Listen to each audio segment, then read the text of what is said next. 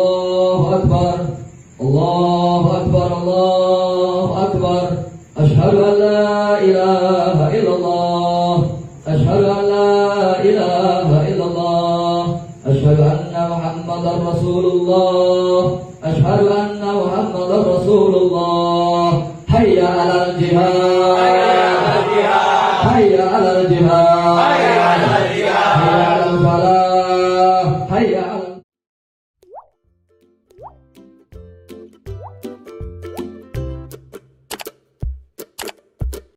Polri saat ini sedang menyelidiki rekaman video seorang jemaah yang mengubah lafaz azan dengan seruan kalimat berjihad yang viral di media sosial. Ketika dikonfirmasi, Karo Penmas Humas Polri Brigjen Pol Awi Setiono mengatakan penyidik Polri masih melakukan penyelidikan kasus tersebut.